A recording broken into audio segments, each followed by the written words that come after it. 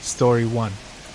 I was 16 and me and my friends, I'll call Evan and Jake, wanted to rent a hotel for the night since it was spring break. We got to the hotel and checked in.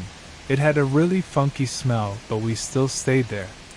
Once we got to our room it was about 3 p.m. so we decided to go swimming.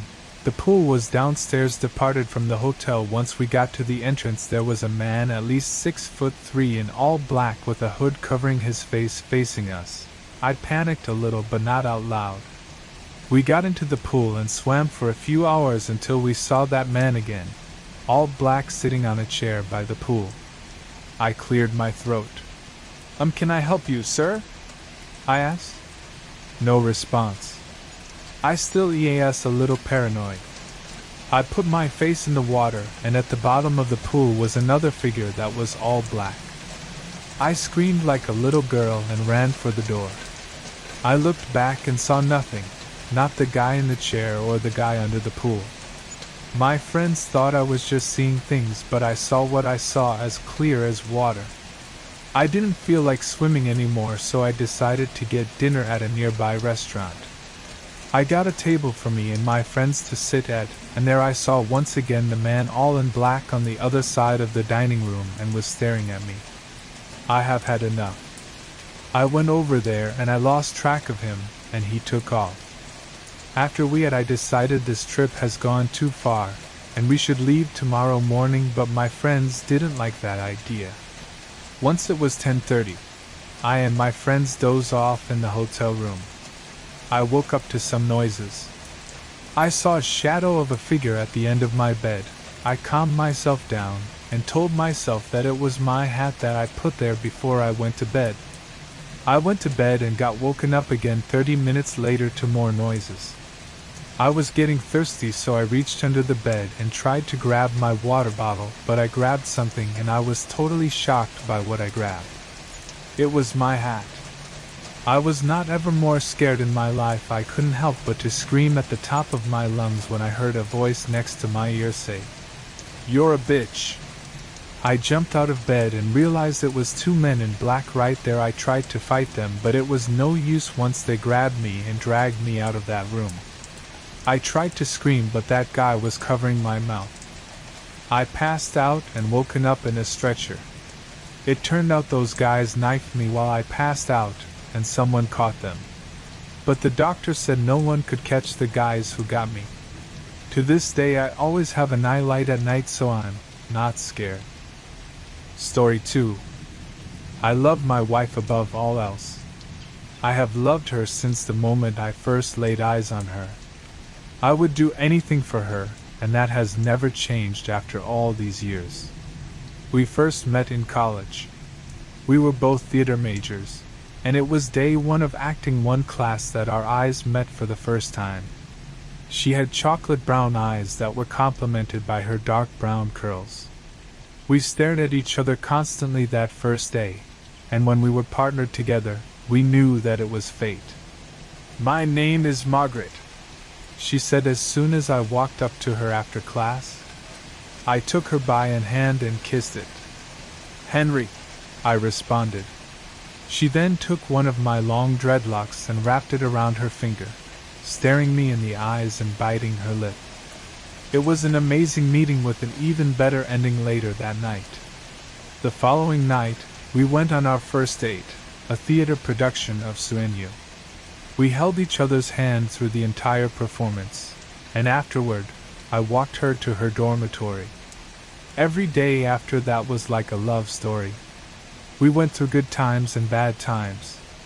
We broke up and got back together. Through it all, one thing never changed for me. I loved her and would do anything for her.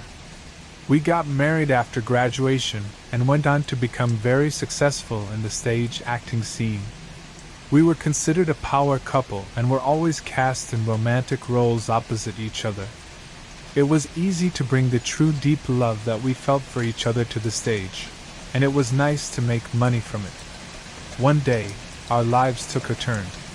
We had just finished a successful performance of the stage play The Clean House when we were approached by a member of the audience.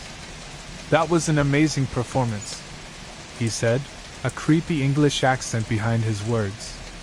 "Why, thank you, you're sweet," said Margaret, gripping my hand. I could tell this guy had creeped her out, but being a talented actress, she was able to put on a nice front. "I've been watching you two for a very long time," he continued, his pale blue eyes staring into Margaret. "I am very much a fan of your work. Every performance is riveting, and I can tell that you put true passion into your exchanges. You two must truly love each other." "We do," I said, stepping slightly in front of Margaret. "We love each other very much. I would do anything for her." I looked at her, and she gave me that beautiful smile of hers.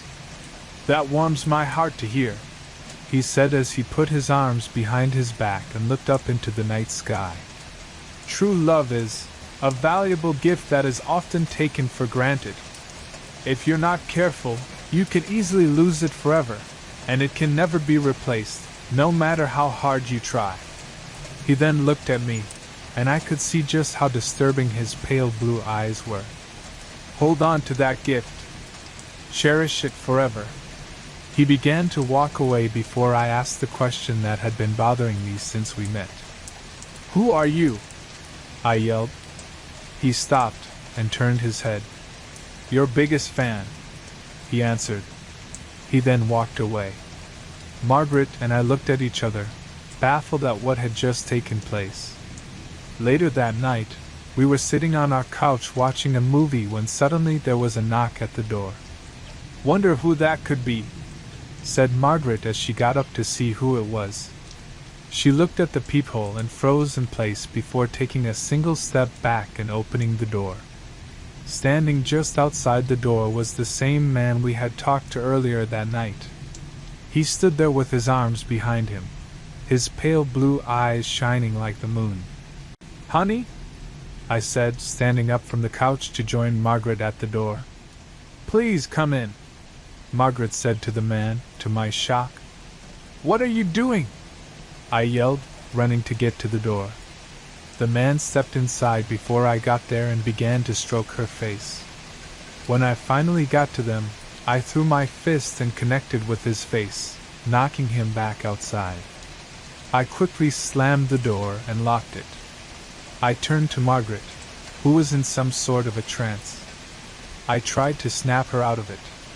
"Margaret!" I yelled, shaking her. "Margaret!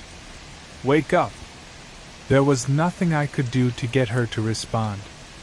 I shook her, slapped her, and even splashed water in her face. Nothing. Nothing would work. Suddenly, the lights in the house went out. I looked around until I saw the silhouette of a man standing outside our living room window. I blinked, and it was gone. I began to panic and ran to the gun safe in our bedroom. Despite being theater nerds, we were very well trained in self-defense and firearms. We could each hold our own if our lives were in danger, and if there was ever a time to put that training to use, it was now. When I got back to the living room, I immediately raised my weapon. There stood the strange man, holding Margaret by the face. "Let go of her, motherfucker!" I yelled, aiming for his head. He looked at me, and the only thing I could see in the darkness was glowing red eyes. He then turned his head to Margaret, and I fired, hitting him directly in the head. He fell to the floor hard, and I ran over. Margaret fell over too, but I caught her before she hit the ground. She still would not respond, her eyes wide open in a trance. I looked over to the man, but he was gone. I gently laid her on the floor and stood up quickly, readying my weapon once again. Suddenly, I felt a strong, tight grip on the back of my neck, and I was then thrown across the room, hitting the wall.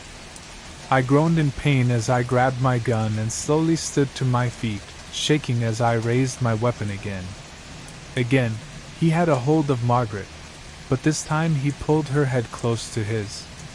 I felt my heart race and my blood boil as he put her lips to his glowing red eyes staring right at me. "No!" I screamed as I ran towards them. He then pushed her to the side and opened his arms to me, as if inviting me to fire on him again. I obliged and fired 5 rounds into him, but all he did was allow them to connect as he laughed. I ran up to him, but he grabbed me by the throat before I could do anything. He pulled me close to his face, and I could see every horrifying feature. Not only did he have demon-like eyes, but his face was covered in disgusting, pulsating veins. In his mouth were 2 sharp fangs and a long slimy tongue, which rubbed against my face, as if tasting me before taking his first bite. I lifted my gun to the arm that had a hold of me and fired twice. He growled in pain as he released me, and I connected the butt of my gun to his face, repeatedly. He fell to the floor and I mounted him, smashing his face more and more, harder and faster. I could feel the blood gush and spray all over as the bones in his skull crack and collapse. By the time I was done, there was nothing but smashed bone, brains, and blood. I panted as I stood back up and limped over to Margaret, who was now fully unconscious. I shook her, and she finally opened her eyes, looking into mine with fear and confusion. "Margaret," I said, feeling relieved that she was all right. I held her close, and we laid there until I looked over to where the body of the stranger should have been. He was gone, and panic arose once again, and we both stood up quickly. I turned to face Margaret, and screamed when I saw him standing behind her, still in the process of regenerating his face. Before I had a chance to react, he sunk his fangs deep into Margaret's neck. She screamed in pain as I screamed in rage, hitting the monster in the skull once again with my gun. I felt bone crack again as he released her. Again, I mounted him and went to work, growing exhausted the longer it went. I knew this wouldn't last, as he would surely regenerate again. It soon became obvious what exactly I was dealing with. He had put Margaret into a trance, merely by looking at her, even looking through a peephole. It wasn't until he invited him inside that he actually got in. He had glowing red eyes and fangs, and he bit Margaret in the neck. "He's a goddamn vampire," I thought to myself. While he was down, I ran to the kitchen and grabbed an old wooden broom. I broke it in half and ran back to the body, where I rammed it as hard as I could directly into his heart. The body began to convulse and flail its arms and legs all over. Suddenly it stopped and went completely limp, before melting away into deep red blood and other disgusting fluids. After catching my breath, I slowly turned my attention to Margaret. She sat there in the darkness, legs folded and upper torso full erect. "Honey?" I said, nervously approaching her. In the darkness, I could only see her silhouette, until her eyes began to slowly glow red. There was only one thing I could think of to do. I loved my wife. I would do anything for her, even if that meant chaining her up in the basement, feeding her a pint of my own blood every day while I figure out what to do about her. When the hunger would hit her, she became like a wild animal that cannot be communicated with. So, I fed her my blood and she became herself again. She understood the situation and never held it against me. It wasn't easy, but it was all we could do. Unfortunately, a pint only went so far, until soon it wasn't enough. So I gave more and more until the point that I was endangering myself with so much blood loss. It was then that I decided to feed her full meals. It started with small animals at first, and then cats and dogs. Soon I made the hard decision to invite homeless people into our home, knock them out, and give them to her. This went on for far too long before it really started to affect us. She felt like a monster, and I did as well. I love my wife and I would do anything for her, which brings me to now. I'm sitting here, writing this, shaking. There is literal blood on my hands as I try to compose myself. She asked me to do one last thing for her. I refused at first, because I loved her too much. "If you love me," she began, looking me deep in my eyes, her now pale blues not blinking. You will do this. Tears fell from both of our eyes as I pulled her in close. I love you, Margaret, I whispered. I love you, Henry, she responded. I could hear the squish as I drove the wooden stake in her heart. I trembled as I listened to her whimpers, gasps, and eventual silence. I broke down as her body melted away into liquid. I laid there in her remains, sobbing. I sit here now, with nothing left but the warning about the creatures of fiction that are very much a reality. I write my confession of the crimes I have committed out of love. I say goodbye to any friends or loved ones that may be reading this. I loved her, and I did everything for her. Story 3. I should mention that I previously lived in a tiny town, but went to high school in a considerably larger city. I never had a reason or the nerve to go out in the city on my own, so when my two friends wanted to hang around town, I was nervous, to say the least. However, I thought, what the hell, I'll be with them. We had a blast for a couple of hours after school, with some small scary incidents along the way, including walking through a store full of expensive statues and gemstones with a massive backpack protruding from my back, and the original restaurant we wanted to go to was closed, forcing us to Subway. However, as it got dark, we all knew we had to go home, so we all enjoyed one last store, and went on our separate way. I waited outside the store, alone, in the dark, not terribly afraid. Yet, I had told my mother where to find me, but she's hopeless with directions, so I had expected to be hanging around for a while. I noticed a news camera station outside the store, which made me feel even safer. But about 10 minutes into the wait, I was approached by two men. My memory is fuzzy, due to how freaked I was, but this is what I remember. Hey, do you know where name of a town that I can't remember is? I shook my head. I was already nervous because I'm a paranoid person on the best of days. And this was not turning out to be the best of days. Ah, come on, one man coaxed. Listen, we'll give you a bag of jewelry if you help us, the other man said. Now, I was genuinely freaking out. I glanced around and noticed the news camera and stepped a little closer to the line of sight of the lens. Oh, listen, I stammered, trying really hard not to stammer or show how freaked I was. I think it's that way, and I don't need anything, I said, pointing in random-ass direction. They glanced in the direction of my finger. They glanced back. Can you show us? Again, we have a bag of jewelry. It felt as if my heart leaped into my throat. No, thank you, and my mom is coming to get me. I declined as calmly as I could. They stared at me for a few seconds, then nodded, thanking me and heading off in the direction I pointed at. I kept well in the line of sight of the news camera until my mother picked me up. I didn't fully relax for a full week.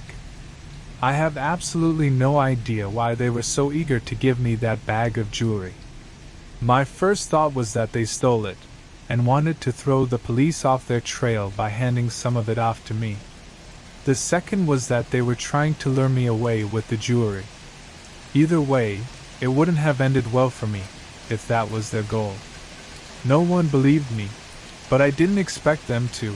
Really, I have never felt comfortable in the city, alone, in the dark, ever since, even though it's been 2 years and I now live in a decently sized city, for college.